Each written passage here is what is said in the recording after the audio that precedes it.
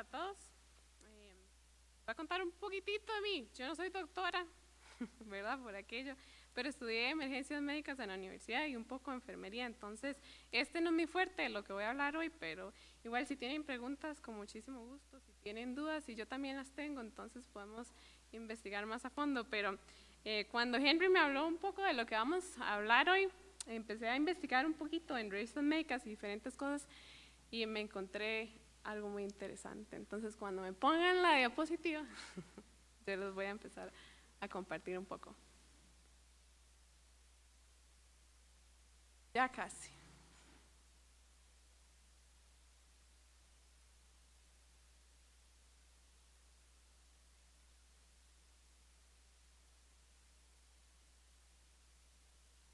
Bueno, vamos a empezar porque si no, nunca lo logramos. Resulta que en la mayoría de documentos médicos de la edad en la que vivimos, no existen muchos documentos que hablen sobre los beneficios de la monogamia.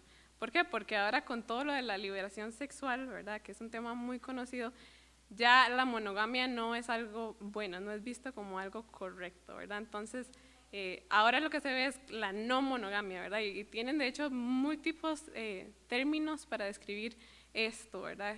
Ya la monogamia no es algo correcto visto desde la perspectiva médica y la perspectiva social, ¿verdad?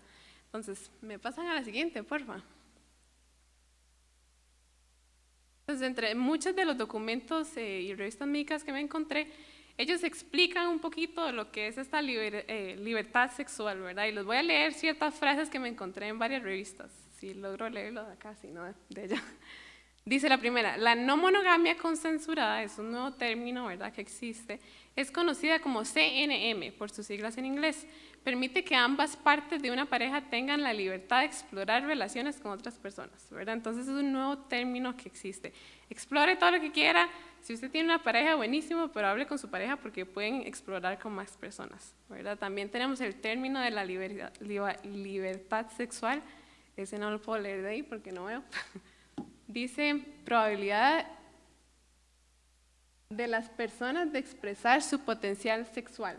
Excluye todas las formas de coerción, explotación y violencia sexual en cualquier tiempo y situación de la vida. O sea, en otras palabras es, explore todo lo que usted quiera, porque esa es la libertad que usted como individuo tiene. Ese es su derecho, ¿verdad? Vamos a lo mismo, esto es lo que dice la medicina y la sociedad, es su derecho. La libertad sexual significa haga lo que usted bien quiere y explore lo que usted quiere, mientras no daña a nadie, ¿verdad? Ahorita vamos a hablar un poquito más de eso. Después, en otra revista me encontré que decía, repetidamente la investigación sobre la CNM muestra que las parejas con diferentes intereses sexuales reportan estar mejor cuando tienen múltiples parejas sexuales. O sea, entre más usted experimente y de formas más diferentes, mucho mejor, según ellos. Después había otro artículo que hablaba del aburrimiento, ¿verdad? Cuando usted tiene una pareja y decía, cuando las personas no cambian, hablando sexualmente, se pueden quedar en la relación atascada en un bache o en un agujero. Cuando una pareja se promete amor, si no se cuida la relación de pareja, se puede caer en rutinas y en el aburrimiento. Ahora, todo esto lo vemos desde una perspectiva médica o social, pero eso es lo que nos está diciendo el mundo.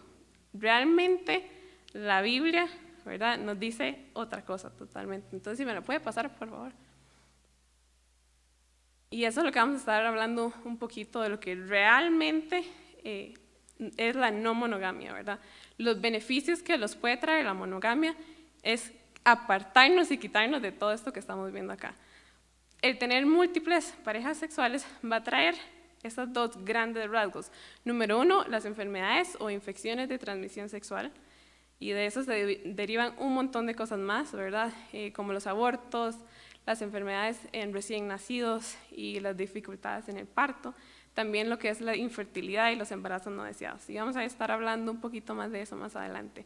Y por el otro lado está todo lo que es la conducta sexual compulsiva. Igual les voy a explicar un poquito más de esto, pero eso va a traer todo lo que es la depresión clínica, ¿verdad? Entonces, vemos que no solo afecta nuestra parte fisiológica, ¿verdad?, o física, sino que también afecta lo que es nuestra mente, nuestras neuronas, ¿verdad?, y todo lo que eso conlleva. Ahora sí, esto fue algo que me encontré demasiado chido en un libro de un autor cristiano y él cuenta sobre el manual del fabricante, ¿verdad? Y muchas veces las frases que vemos en la tele o en las revistas es: yo elijo mi sexualidad, yo elijo lo que yo quiero hacer, nadie tiene derecho sobre mi cuerpo o mi vida. Mi cuerpo es mío y yo hago lo que quiero, ¿verdad? Dicen. Pero se llama Itiel Arroyo. Él escribió un libro y él habla del manual del fabricante. Él dice que una vez un señor se compró un carro y tenía una economía muy buena, y en ese momento, cuando su economía empezó a fallar, él agarró aceite de carro y él dijo, bueno, aceite de carro no, de cocina, perdón. Y dijo, bueno, ya que no puedo pagar la gasolina, voy a mezclarlo con aceite de cocina, ¿verdad? A ver qué funciona. Cuando empezó a arrancar el carro, tal vez Ariel puede saber más de esto, ¿qué hubiera pasado? El carro se dañó, claramente, porque no estaba diseñado para eso.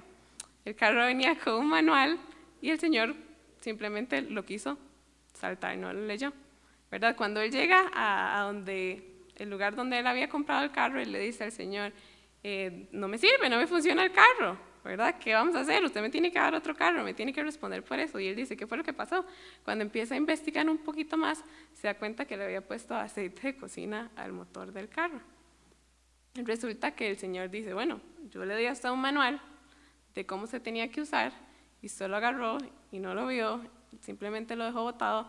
Entonces, lo que usted haga con el carro, bajo su consecuencia, bajo su culpa, sin haber leído el manual, yo no tengo por qué responderle eso, ¿verdad? Entonces, si Dios es el que nos creó, si Él es el fabricante de estos huesos, ¿verdad? De esta cabeza, de todo lo que somos, Él es el que tiene el manual y Él es el que decide qué es lo que pasa con nuestro cuerpo, a diferencia de lo que muchos, incluso los médicos, nos están enseñando, ¿verdad?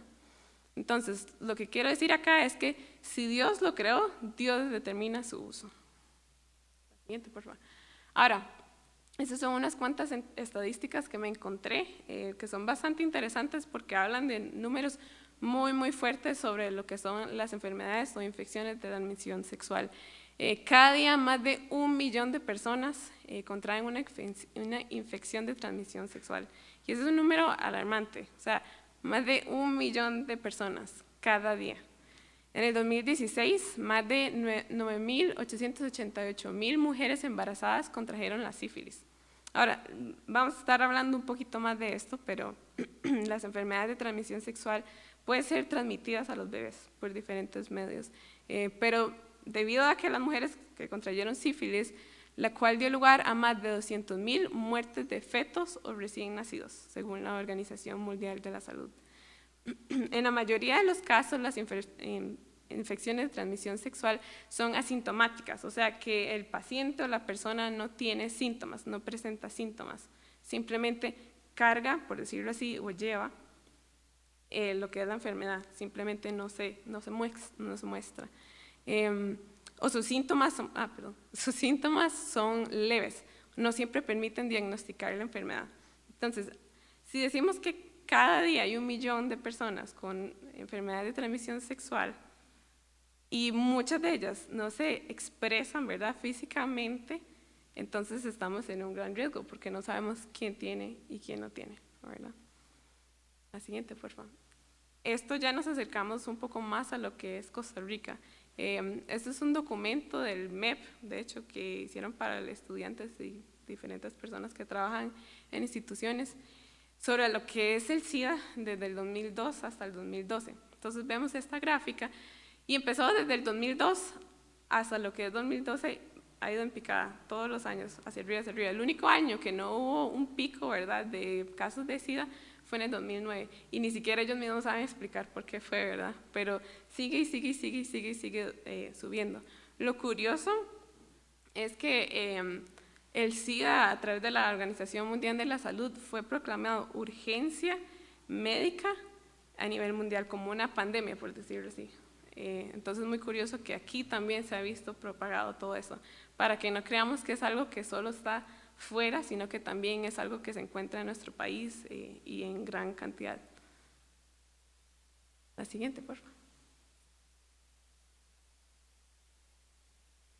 Ahora, el Ministerio de Salud, en un documento que tiene llamado La situación del VIH-Sida en Costa Rica, dice que el concepto de diversidad sexual es la existencia de múltiples tipos de expresiones sexuales. O sea, no es solo con muchas personas, sino de muchas formas. normalizando y reconociendo la libertad sexual, el derecho de cada persona a decidir con quién y de qué manera comparte su vida y sus prácticas sexuales. Y esto es lo que les estamos enseñando, bueno, no a nuestros hijos, pero a nuestros primos, a nuestros hermanos, a nuestros compañeros, a nosotros mismos, ¿verdad? Después dice, el informe sobre la salud en el mundo del 2003 señala que el VIH-Sida como una serie de emergencias sanitarias mundiales, eso es lo que les estaba comentando. Ahora, cuando hablamos de enfermedades de transmisión sexual o infecciones de transmisión sexual, hablamos de que ellas dos se pueden derivar ya sean de bacterias o de virus, ¿verdad? La diferencia entre la bacteria y el virus, se los voy a explicar un poquito. La bacteria es un ser vivo, ¿verdad? Es una célula, por decirlo así. Entonces, ellas viven en las células del cuerpo humano o de los objetos en los cuales ellas quieren depositarse y se reproducen rápidamente, pero pueden ser tratadas con antibióticos. Entonces, todas las enfermedades o infecciones de transmisión sexual que son derivadas de las bacterias pueden ser tratadas. Por eso conocemos que muchas personas llevan tratamientos, ¿verdad?, en los hospitales. Ahora, todas las que proceden de virus, la mayoría no pueden ser tratadas, no se conoce cómo tratarlas. ¿Por qué? Bueno, los virus no son seres vivos, sino que son aglomerados de material genético. Entonces, ellos se depositan en las células del cuerpo humano y lo que empiezan es a adueñarse de la célula en sí. Entonces, empiezan a pasar todo el material de ellos, gracias, a la célula. Y por decirlo así, asfixian la célula. Entonces la empiezan a matar y ellos empiezan a depositar su material genético ahí. El antibiótico no funciona para esto, no hay cura, ¿verdad? Muchas de ellas lo que se hace es tratar los síntomas, ¿verdad? Es como, por ejemplo, cuando usted tiene dolor de cabeza, usted va y se toma un acetaminofén, un ibuprofeno, pero no sabe por qué fue, no sabe si es por deshidratación, no sabe si es porque tiene un tumor en la cabeza, ¿verdad? O algo más, pero usted lo que hace es tratar el síntoma, ¿verdad? Es lo mismo con las enfermedades de transmisión sexual que vienen de los virus.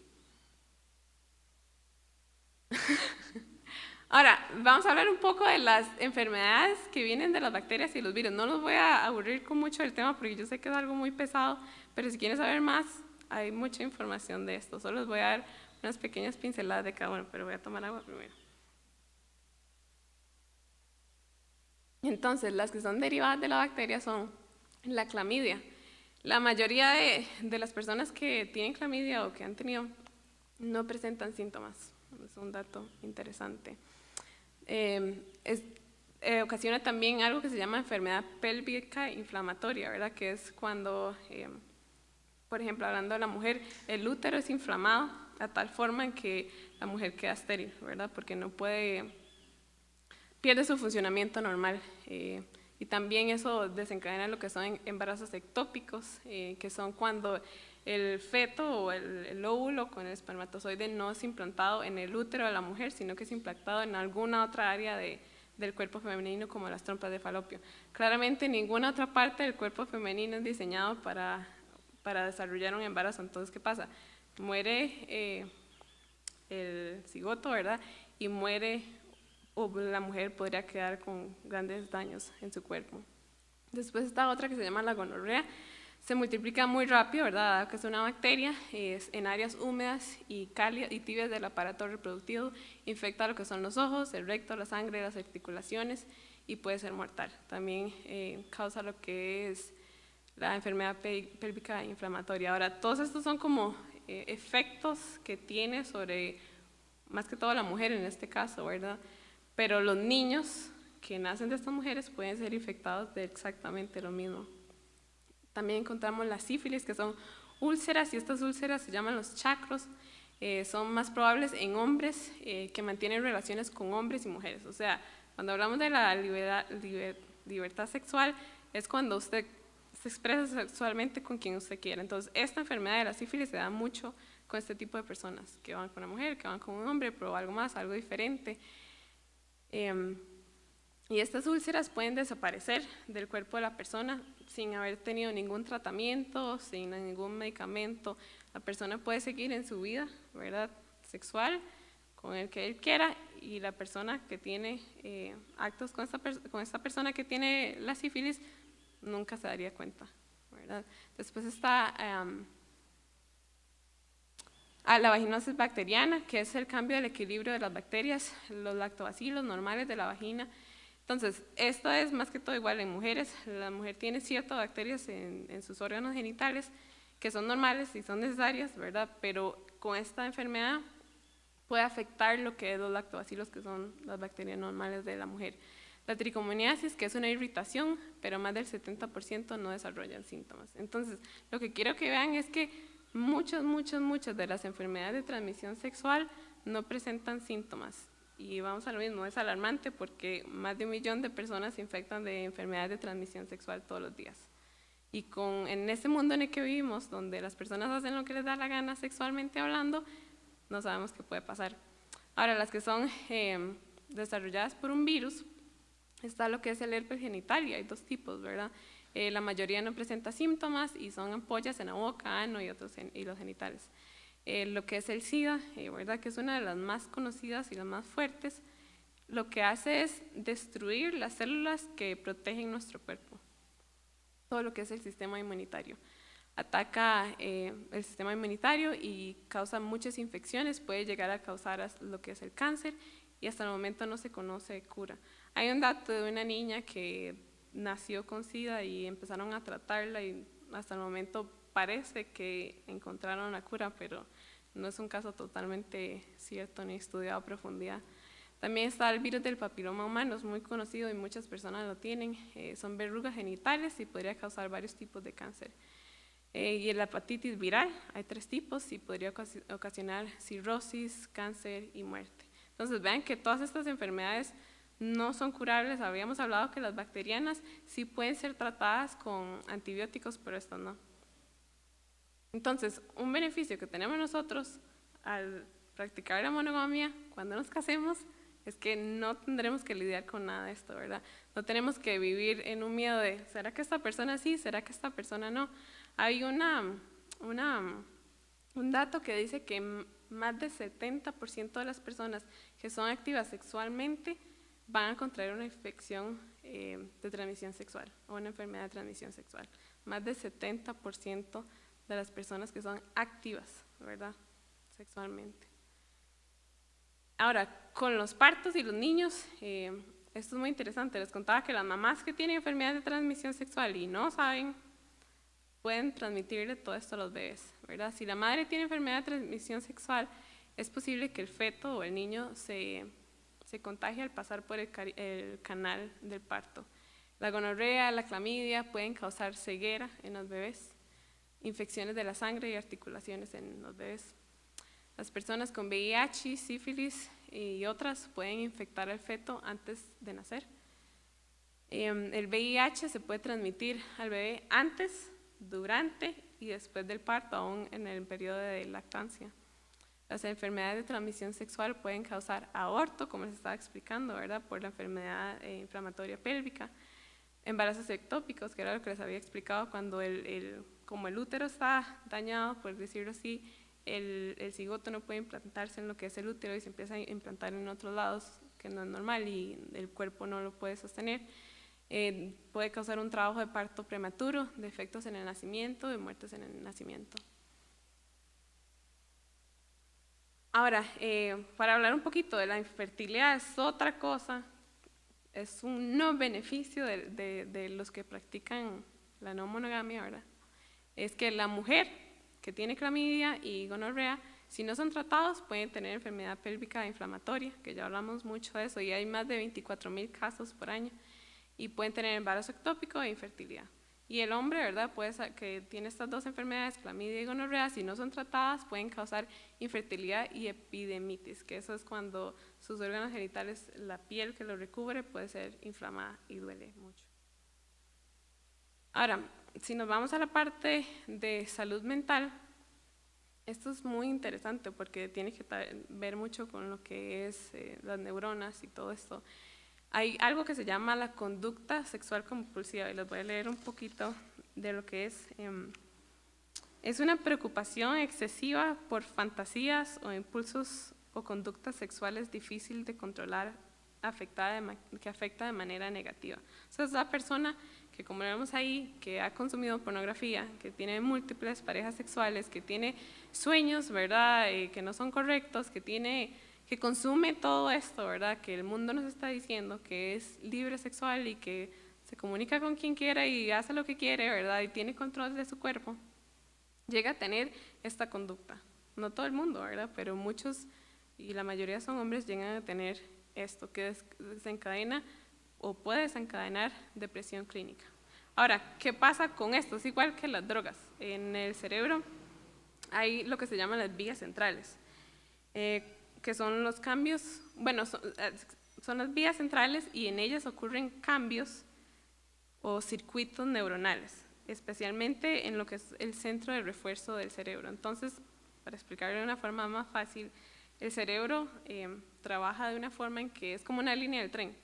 Pasa por ahí todos los días la información hasta que ya sabe dónde tiene que ir, ¿verdad? Ya sabe cuál es la actitud que tiene que tomar. Entonces, cuando una persona tiene esta conducta sexual compulsiva, su cerebro se llega a acostumbrar de tal forma que cada vez necesita más y más y más y más para poder satisfacer esa necesidad que tiene en su cerebro.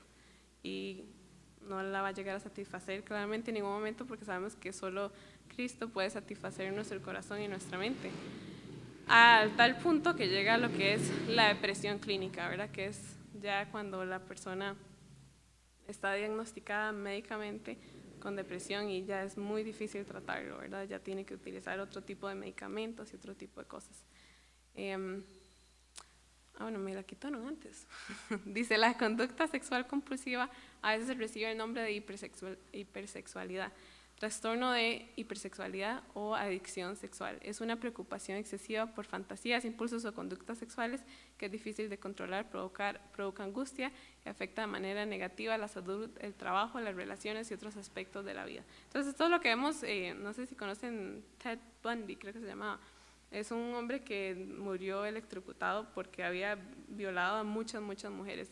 Yo creo que el caso de él tiene que ver mucho con esto, ya que en su corazón había buscado tanto el satisfacer esta parte sexual de maneras tan raras y tan no naturales, que en su cerebro sus neuronas empezaron a descontrolarse y empezó a crear un camino diferente hasta que nada de eso lo podía satisfacer, ¿verdad?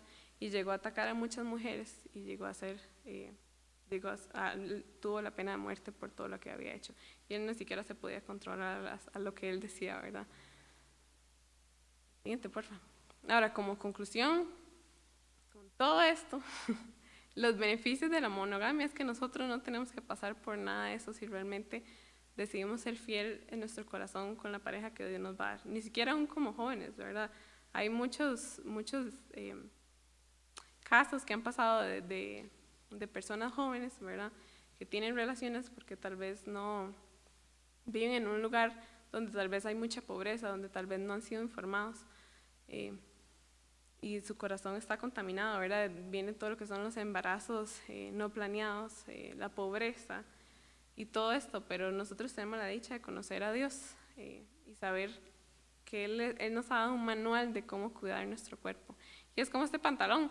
Muchas veces la ciencia nos dice, creamos una nueva vacuna para, ¿verdad? Ahora lo que están haciendo muchas escuelas es diciendo que los niños o las jóvenes se vayan a vacunar contra tal cosa, contra tal enfermedad venérea, contra tal, ¿verdad? O utilice condón. Y incluso hay uno de los condones que propaga una de las enfermedades venéreas aún más de lo normal. O lo que dicen es, no sé, ahora dicen demasiadas cosas. Implántese algo, haga lo que usted quiera, sea libre, y lo que están poniendo es un montón de parches, ¿verdad?, tratando de tapar el agujero que existe, pero Dios lo que nos está diciendo es no tape ningún agujero, simplemente no se haga un agujero, ¿verdad? No se dañe su corazón, no dañe su cuerpo, no dañe su mente, ¿verdad? Cuídela, es muy importante. La siguiente, por favor. Y esto es lo que les quería terminar diciendo. El mundo dice, sigue tu corazón, haga lo que usted quiera, experimente de la forma que usted quiera, tenga cuantas parejas le da la gana, pero ¿qué es lo que está realmente alimentando nuestro corazón? Y Thiel, ese señor que les contaba, que él es un autor cristiano, él dice, el valor de un tesoro radica en su exclusividad. Y él está hablando ahí de la sexualidad. Cuando nosotros como hijos de Dios decidimos entregarle no solo nuestro espíritu ni nuestra alma, sino que también nuestro cuerpo al Señor, Él es el que decida cómo nosotros lo utilizamos, ¿verdad? Y el tesoro de nosotros radica en que es exclusivo para el momento en que nosotros lleguemos a casarnos y en el momento en que Dios decida esa pareja para nosotros. Para no estar muy limitados de tiempo, vamos a dejar los otros comentarios que habían para la parte del final, si habían más comentarios. Y vamos a empezar con la otra sección de este punto en particular. En esta última diapositiva, esta frase me encantó y muchas gracias, Fío, también por la exposición. Yo creo que es muy útil. Por eso les digo que estos talleres son útiles, ¿verdad? Porque ustedes no van a escuchar una predicación acerca de enfermedades de transmisión sexual, ¿verdad? No necesariamente un texto nos va a arrojar a eso, pero es útil hablar de estos temas. Esta frase última que dice que el valor de un tesoro radica en su exclusividad, tiene mucha lógica, porque realmente si un tesoro es porque está acumulado, ¿verdad? Si yo tengo un tesoro económico es porque ese tesoro está acumulado en mi potestad.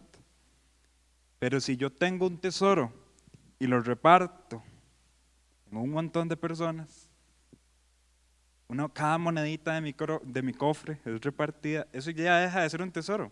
Eso es algo de todos, ¿verdad?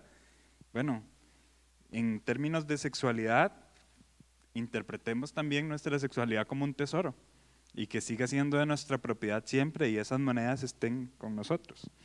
Danes mencionó algo que es precisamente mi introducción y pues Danes se me adelantó. Yo quería introducir este tema bíblico con la siguiente pregunta: ¿cuándo inicia la monogamia? ¿Cuándo inicia la monogamia? ¿En qué momento yo inicio o yo comienzo a creer o a practicar, a ejercer la monogamia? ¿Qué creen ustedes? Si le pusieron atención a Danes, ¿verdad?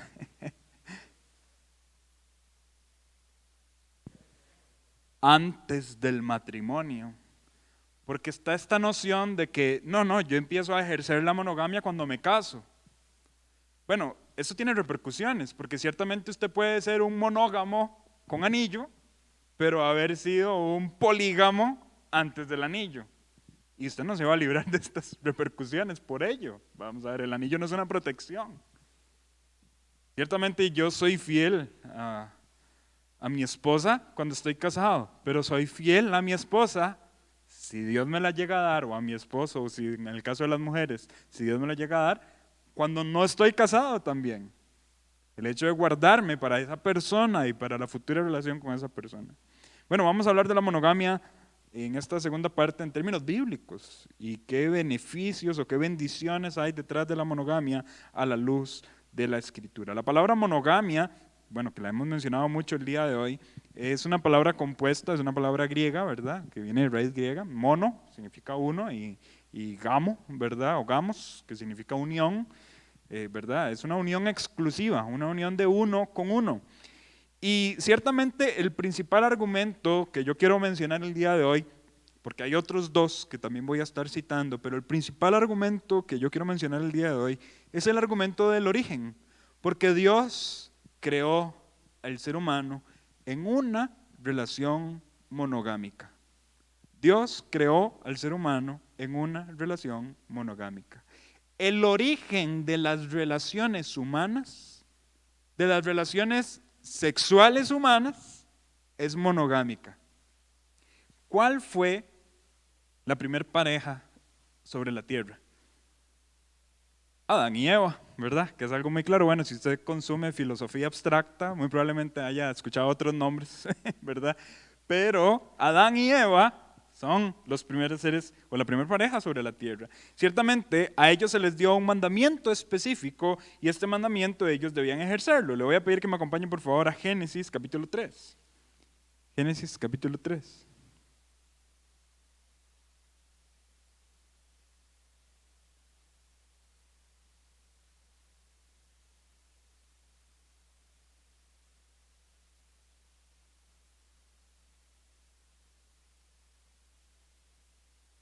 Génesis capítulo 3. Voy a leer desde capítulo 2, perdón, y luego vamos a seguir con capítulo 3. Capítulo 2, Versículo 21. Entonces Jehová Dios hizo caer sueño profundo sobre Adán mientras éste dormía. Tomó una de sus costillas y cerró la carne en su lugar, y de la costilla que Jehová tomó del hombre hizo, aquí viene un artículo, una frase que complementa luego una mujer, ¿verdad? Y la trajo al hombre. Dijo entonces Adán: esto es ahora hueso de mi hueso y carne de mi carne. Esta será llamada varona, porque del varón fue tomada. ¿Cuántas mujeres? Una. Solo nos hace falta una costilla, ¿verdad? Y yo creo que esto, vamos a ver, lejos de ser una caricatura de la creación o lejos de ser una historia fantástica, quiere enviar un mensaje de monogamia, ¿verdad? Porque solo es una costilla la que nos hace falta. No 6, es una. Y sigue diciendo en el versículo 24, por tanto, dejará el hombre a su padre y a su madre y se unirá a su mujer y serán una sola carne, ¿verdad? La matemática de Dios aquí es 1 más 1 igual 1, ¿verdad? Y ciertamente este argumento del origen es bastante útil y en el capítulo 3 ya empezamos a ver cómo se empieza a desvirtuar un poco el asunto. Capítulo 3, versículo 1 dice: la serpiente era astuta más que todos los animales del campo que Jehová Dios había hecho, la cual dijo a la mujer: con que Dios os ha dicho, no comáis de todo árbol del huerto. La mujer respondió a la serpiente: del fruto de los árboles del huerto podemos comer, pero del fruto del árbol que está en medio del huerto, dijo Dios, no comeréis de él, ni le tocaréis para que no muráis. Entonces la serpiente dijo a la mujer: no moriréis, sino que sabe Dios que el día que comáis de él serán abiertos vuestros ojos y seréis como Dios, sabiendo el bien y el mal. Y vio la mujer que el árbol era bueno para comer y que era agradable a los ojos, árbol codiciable para alcanzar sabiduría, y tomó de su fruto y comió, y dio también a su marido, el cual comió así como ella. Entonces fueron abiertos los ojos de ambos. Voy a detenerme ahí. Yo creo que en la historia se empieza a hablar de ambos en el momento en la entrada del pecado, ¿verdad? El énfasis antes de la caída es que son una sola carne. Pero inmediatamente después de la caída, el individualismo del ser empieza a ser más tangible en el libro de Génesis, ¿verdad? Y ciertamente ya se empieza a percibir como el hombre y la mujer son seres distintos y separados, cuando la noción de Dios es que, ok, son distintos, son separados, pero juntos son una sola carne. ¿Me voy a entender, muchachos? La individualidad del ser humano empieza a existir como tal después de la caída. Porque antes de la caída no era una sociedad individualista, sino unida monogámicamente hablando, con una persona con la cual somos una sola carne. Y en esta unión, la mujer es ayuda idónea del hombre y el hombre es líder de la mujer. Es un equipo, es un compañerismo. Pero después de la caída, el individualismo empieza a reinar y ahí, a partir de ahí, la creatividad individualista. Que en este sentido yo creo que la poligamia tiene mucho que ver con el individualismo. Y usted dice: no me suena, Henry, porque poli es mucho, ¿verdad? ¿Cómo la poligamia tiene mucho que ver con el individualismo? Con el individualismo, porque la poligamia gira alrededor del placer mío. En el tiempo antiguo, y cuando usted estudia el libro de Génesis, ya capítulo 3, capítulo 4, las cosas se van poniendo cada vez más feas después de la entrada del pecado, y usted se encontrará allí en una lista el primer polígamo de la historia, Lamec. Lamec, que tuvo más de una mujer, y se menciona así literalmente en una de las listas de Génesis capítulo 4. Y a partir de allí, en el libro de Génesis, no hemos salido del libro de los orígenes, y usted ya empieza a ver a figuras prominentes del Antiguo Testamento teniendo relaciones polígamas, como por ejemplo Abraham, teniendo más de una esposa y engendrando su prole de más de una esposa, teniendo incluso concubinas. Y usted sigue y llegará a Jacob, teniendo más de una esposa y generando una prole de más de una esposa.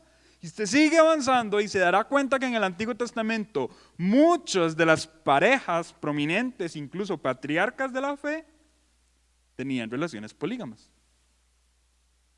Ahora, pregunto, ¿aprobaba Dios este tipo de relaciones en un punto de poligamia, por así decirlo? No. ¿Están seguros de eso? ¿Están seguros que Dios no aprueba la poligamia? Sí, bueno, no sé cuántos vinieron este miércoles pasado, pero por casualidad de Dios, el estudio tenía que ver un poco con este tema. Pero les voy a pedir que me acompañen un momento a Deuteronomio capítulo 21. Deuteronomio capítulo 21. Deuteronomio capítulo 21. Si usted vino el miércoles, probablemente escuchó un poco de lo que yo voy a decir, pero igual quisiera que todos tuviésemos esta enseñanza en nuestra mente. Deuteronomio capítulo 21, versículo 10. Cuando salieres a la guerra contra tus enemigos y Jehová tu Dios los entrega en tu mano y tomares de ellos cautivos, y vieres entre los cautivos a alguna mujer hermosa y la codiciares y la tomares para ti por mujer, la meterás en tu casa. Ella rapará su cabeza y cortará sus uñas. Se quitará el vestido de su cautiverio y se quedará en tu casa. Y llorará a su padre y a su madre un mes entero. Después podrás llegarte a ella y serás su marido y ella será tu mujer. Y si no te agradare, la dejarás en libertad, no la venderás por dinero, ni la tratarás como esclava, por cuanto la humillaste. Si un hombre tuviere 2 mujeres, la una será amada, la una amada y la otra aborrecida, y la amada y la aborrecida le hubieren dado hijos, y el primogénito fuere de la aborrecida, en el día que hiciere heredar a los hijos lo que tuviere, no podrá dar el derecho de la primogenitura al hijo de la amada, con preferencia al hijo de la aborrecida, que es el primogénito. Estoy leyendo la ley. Estoy leyendo la ley del Pentateuco. Estoy leyendo la ley de Dios. Y en la ley de Dios, estoy haciendo este énfasis a propósito, ¿verdad? Y en la ley de Dios está estipulado algunos mandamientos, ¿verdad? Algunas reglas que tienen que ver con uniones de más de una, o sea, no de una pareja, sino de más de 2. Ahora, después de haber leído este texto, ¿sostienen el hecho de que Dios está en contra de la poligamia? Bueno, y ahora ya no son tan rotundos, ¿verdad? ¿Qué pasa, muchachos? Cuando estamos estudiando los atributos de Dios y llegamos a un punto donde decimos que Dios es inmutable, ¿acaso es Dios inmutable también en sus mandamientos? Dios no cambia. Y aquí hay leyes que tienen que ver con relaciones de más de 2 personas. ¿O me equivoco? Entonces, ¿qué pasa? ¿Es nuestro Dios un Dios inmoral? ¿Es nuestro Dios un Dios que permita el pecado en las criaturas? Bueno, muchachos, lo que nosotros tenemos al frente acá es algo que en el tiempo antiguo se llamaba el concubinato, ¿verdad? Estas mujeres son concubinas. Una concubina en el tiempo antiguo es una mujer que legalmente está vinculada a un hombre como su marido, pero tiene un rango menor que el de esposa. Eso es una concubina. Una mujer que legalmente está vinculada con su marido, pero tiene un rango menor que el de esposa. O sea, la esposa tiene un rango mayor que el de la concubina. ¿Aprueba Dios eso? Porque si yo estoy leyendo Deuteronomio 21 y yo digo, bueno, ¿y entonces por qué no me hago una concubina? Porque aquí hay leyes específicas. Simple y sencillamente tengo que tener cuidado de no tratarla como esclava, de esto y lo otro. Puedo tener una concubina. Muchachos, cuando ustedes estudian la ley de Dios, tienen que entender que la ley de Dios se puede estudiar desde 3 perspectivas específicas. Número 1, hay cosas que la ley demanda, ¿verdad? Que la ley pide, que la ley exige. 1. Número 2, hay cosas que la ley prohíbe. La ley dice no. Y número 3, hay cosas que la ley regula. Me explico con esto. Cuando la ley exige algo, pongo un ejemplo, la ley exige adoración. Va a traer el animal, va a cortarlo así, para adorar al Señor, etc. Eso es una exigencia porque Dios está pidiendo algo en específico para adoración. La ley prohíbe, por ejemplo, no cometerás adulterio. Es una prohibición de la ley. Pero la ley regula. Hay ciertas cuestiones de la ley que son reguladas por Dios, aunque no necesariamente vayan de acuerdo con el carácter de Dios, pero como eran una conducta de la sociedad, Dios las regula para que no se salga todo de control. ¿Me explico con esto? Voy a poner un ejemplo fácil, el divorcio. Llegan los fariseos en el Nuevo Testamento donde Jesús y le dicen, ¿qué opinaste del divorcio? Y Jesús dice, ay no, lo que Dios unió, no lo separa el hombre. Esa es la respuesta de Jesús. Y entonces los fariseos dicen, lo agarramos caído, se equivocó. ¿Y por qué Moisés permitió firmar cartas de repudio? Y entonces, ¿cuál fue la respuesta de Jesús? Por la dureza del corazón de ellos. O sea, Dios regula ciertas cosas porque suceden por la dureza del corazón humano. En el tiempo antiguo las personas estaban divorciando y Dios regula el tema. Pero no necesariamente el divorcio es algo que comunica el carácter de Dios, sino que Dios lo regula. Vaya a la Biblia y muéstreme un versículo donde incite a alguien a divorciarse. No lo va a encontrar, porque el divorcio no es una ley que sea una exigencia, pero tampoco va a encontrar el divorcio como una prohibición como tal, sino va a encontrar el divorcio como algo regulado. Exactamente lo mismo pasa con el concubinato. El concubinato no representa el carácter de Dios, que es poligamia en el sentido amplio de la palabra. Es poligamia, no representa el carácter de Dios. ¿Sucedía? Sí sucedía, por causa del corazón humano y de la dureza del corazón humano. Pero entonces Dios lo regula, porque si Dios no hubiera intervenido para regular el concubinato, estas personas con un corazón duro hubiesen agarrado mujeres y las hubiesen tirado como objetos y las hubiesen cosificado. Pero Dios lo regula para que esas mujeres tuvieran dignidad, a tal punto que incluso podían tener un mes de luto, que si otra nación hubiese llegado a conquistar esa tierra no hubiera ocurrido. Esas mujeres las hubieran abusado, las hubieran violado, las hubieran matado y las hubieran tirado. Pero si un judío, porque tenía esto en la ley, cedía a la dureza de su corazón a tomar una mujer para que fuera otra mujer de su casa, tenía reglas. La va a recibir en su casa, le tiene que dar alimento, le tiene que dar techo, la tiene que proteger. No la puede tirar, no la puede tratar como una esclava. ¿Me voy a entender? Cuando nosotros leemos este texto sin un contexto social y cultural de la época, podríamos decir, el Dios es un Dios malo. Pero cuando lo comparamos con las sociedades de esa época, más bien esto es un Dios misericordioso. Porque las mujeres en ese momento eran tratadas muy mal. Ahora, con este punto estoy diciendo que Dios no aprueba la poligamia.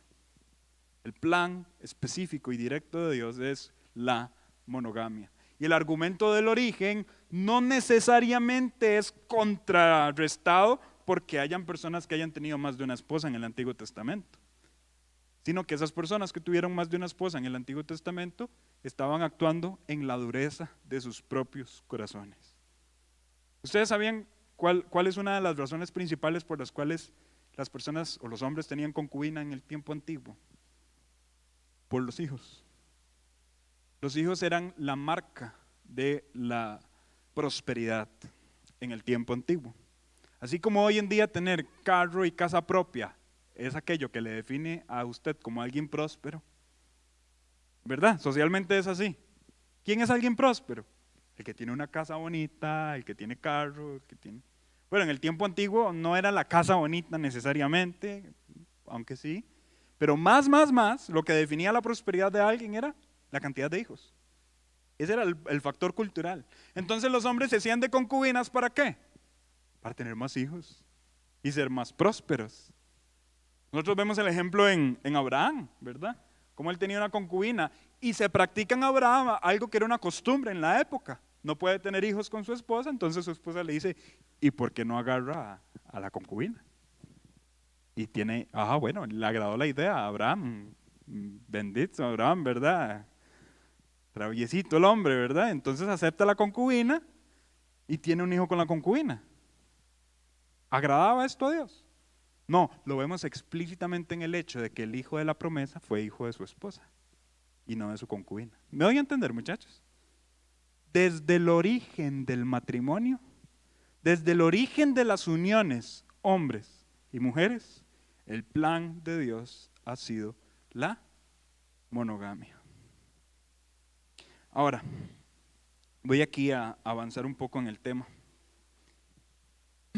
Cuando nosotros estamos hablando de monogamia y lo contraponemos con la poligamia en el Antiguo Testamento, usted dirá, ay Henry, la verdad es que este tema no es necesario en nuestra sociedad porque aquí nadie va a tener más de una esposa.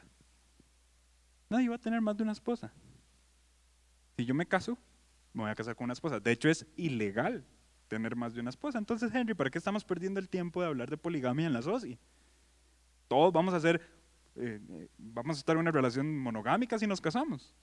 Bueno, el punto es que la poligamia el día de hoy se ha disfrazado de promiscuidad. Hoy en día la poligamia tiene un disfraz de promiscuidad. Si los hombres en el Antiguo Testamento tenían muchas mujeres por ser prósperos, o sea, por dar placer a su corazón y a su orgullo, hoy en día es exactamente lo mismo, aunque no haya un vínculo legal. Las personas que tienen más de una pareja es un eco, es un grito de su clamor por placer propio y prosperidad individual. Es ese egocentrismo jactándose desde adentro y diciendo yo puedo hacer lo que yo quiero y puedo tener más de una persona a mi lado. Y hoy la poligamia se ha disfrazado de promiscuidad. Antes la poligamia se veía con un hombre que en su casa había más de una mujer. Hoy la poligamia se ve en un hombre o en una mujer, indiferentemente hablando, un hombre o una mujer que tal vez en su casa solo está su pareja, o tal vez ni siquiera está su pareja, tal vez vive incluso hasta con sus padres, pero fuera de su casa hay muchas personas con las cuales ha compartido su corazón, ha compartido su cuerpo. Y hermanos, esto no es agradable delante de los ojos del Señor. Ustedes que están en esta etapa de la vida de su juventud, cuídense de no disfrazar la poligamia de promiscuidad. Cuidado, cuidado. Acompáñenme un momento a Eclesiastés capítulo 9. Eclesiastés capítulo 9. ¿Alguien sabe quién escribió el libro de Eclesiastés? Salomón. Se dice de Salomón que es el hombre más sabio de la tierra, ¿verdad? Él le pidió sabiduría a Dios. Dios le concedió sabiduría. Salomón tomó muchas malas decisiones y el libro de Eclesiastés es como el libro en el que concluye todo lo que hizo mal. Tiene muy pocos capítulos positivos el libro de Eclesiastés, casi todo es negativo y oscuro cuando usted estudia este libro. Sin embargo, capítulo 9 es uno de los capítulos más positivos, ¿verdad? Donde él vuelve a ver la vida y dice, si alguien quisiera hacer algo bueno, algo en medio de toda esta vanidad, yo le aconsejaría que hiciera lo siguiente. Salomón en este capítulo llega a decir una frase que es muy común. La frase es un proverbio prácticamente donde él dice, mejor es perro vivo que león muerto. Y prácticamente en vida es mejor tener vida aunque se sea perro que ser león pero estar muerto. Y yo creo que se entiende muy bien lo que Salomón está tratando de decir con este proverbio, con este consejo, ¿verdad? O con este aforismo. Salomón está diciendo, bueno, si usted está vivo, hay algo que puede hacer bien. Hay algo, aunque todo lo que está alrededor es vanidad, algo puede haber bueno si hay vida. Entre estas cosas buenas, Salomón dice lo siguiente, versículo 9. Goza de la vida con la mujer que amas. Todos los días de la vida de tu vanidad que te son dados debajo del sol. Todos los días de tu vanidad, porque esta es tu parte en la vida y en tu trabajo, con que te afanas debajo del sol. Vuelvo al argumento de los orígenes. En este pequeño versículo, de que algo bueno puede haber mientras se tenga vida, en este pequeño versículo, Salomón se está devolviendo a Génesis. Aquello que le fue dado a la humanidad antes de que entrara el pecado. ¿Qué? Una relación monogámica y trabajo. Una relación monogámica y trabajo. Y él dice, goza con la mujer que amas. La mujer que amas. Todos los días de tu vida, de la vida de tu vanidad, que te son dados debajo del sol, todos los días de tu vanidad, porque esta es tu parte en la vida y en tu trabajo con que te afanas debajo del sol. Qué interesante que a Adán y a Eva se les dio trabajo antes de la caída y a Adán y a Eva se les dio una relación antes de la caída. Pero esta relación no buscaba simplemente el placer, sino que buscaba la gloria de Dios, buscaba comunicar el carácter de Dios. Y esa es la bendición de la monogamia. Poder nosotros hoy practicar la monogamia es regresarnos a las bendiciones que Dios tenía planeadas para la humanidad desde sus orígenes. Como lo dijo Fiorella ahora, es regresar a las indicaciones del manual. Y muchachos, la monogamia inicia hoy, inicia ya, inició ayer. El hecho de que usted se guarde para una persona. Desde el argumento de los orígenes, nosotros podemos ver que la monogamia entonces es el plan de Dios. Nosotros podemos alimentar más estos argumentos y podríamos decir también lo siguiente. No solamente tenemos el argumento del origen, sino que también tenemos el argumento de la continuidad. ¿Sí? Cuando nosotros vemos en el Antiguo Testamento que hay una poligamia sostenida, es decir, Abraham fue polígamo, Jacob fue polígamo, seguimos, David fue polígamo, Salomón fue polígamo, seguimos, y ocurre algo. Termina el Antiguo Testamento. Tenemos esa paginita, ¿verdad?, que dice Nuevo Testamento, que son 400 años donde pasan un montón de cosas que no tenemos registradas en las Escrituras. Un montón de cosas, cambios sociales, cambios culturales, el imperio romano, un montón de cosas. Llegamos al Nuevo Testamento y ahí está el imperio romano. Llegamos al contexto del Nuevo Testamento y le pido un favor, muéstreme una pareja en el Nuevo Testamento que sea polígama. Una. Alguien, muéstreme un polígamo en el Nuevo Testamento. Se habla de Pedro, que tiene suegra y que tiene esposa. Se habla de José y María.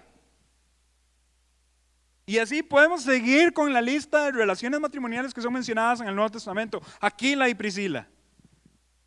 Y usted no encontrará culturalmente una tendencia a la poligamia en el Nuevo Testamento.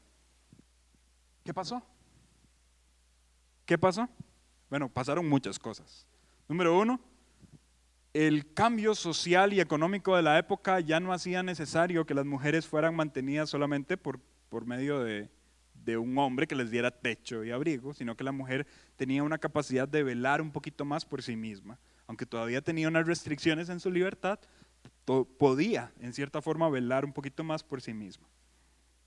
Pasaron otras cosas, incluso la percepción social que veía como algo negativo el hecho de que una persona practicara la poligamia. Una percepción ya social, como hoy en día. Y vean lo hipócrita que es la sociedad.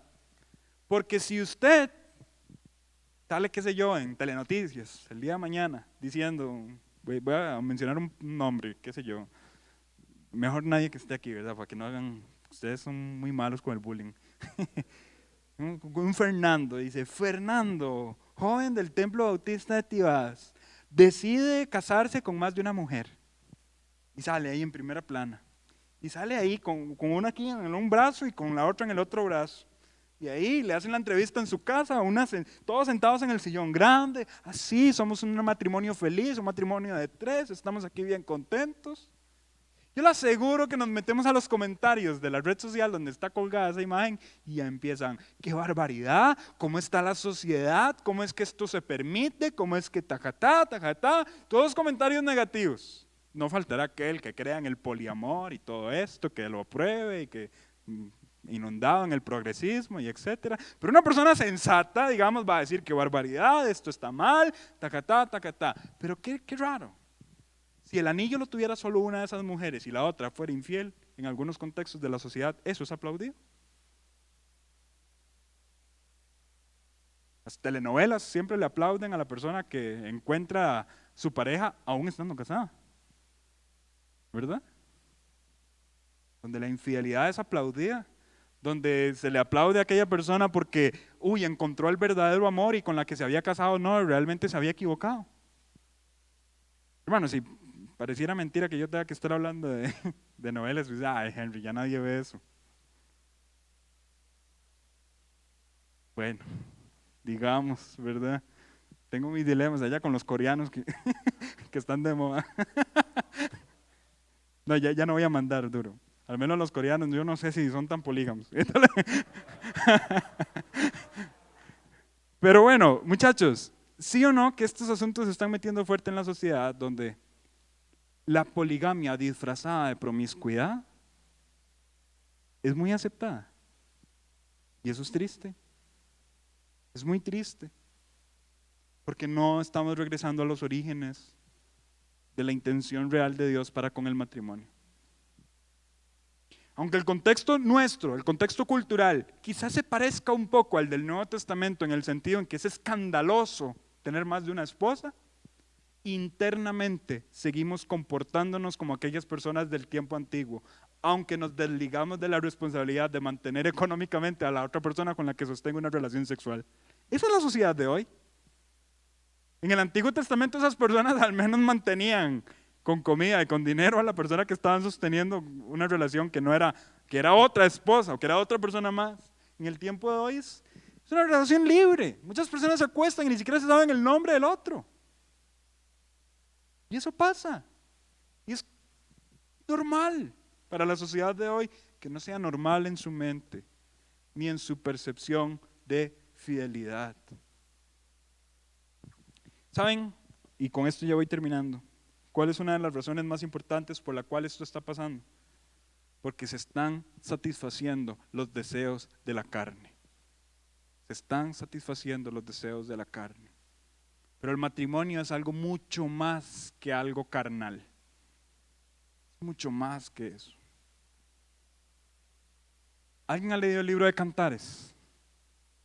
Levántame la mano. ¿Quién ha estudiado el libro de Cantares? Es un libro al que casi no nos metemos, ¿verdad? Porque a veces se pone medio rojo, ¿verdad? Y se pone ahí medio erótico y la relación entre el amado y la amada y etcétera. Yo sé que el libro tiene algo en particular que manda o que nos arroja precisamente a este tema de la pasión amorosa. Pero, voy a decir algo defendiendo el libro de Cantares. El libro de Cantares no es solo erótico, no es solo girando alrededor de la pasión del cuerpo. Le voy a dar mi argumento. ¿Cómo describe la mujer amada a su amado?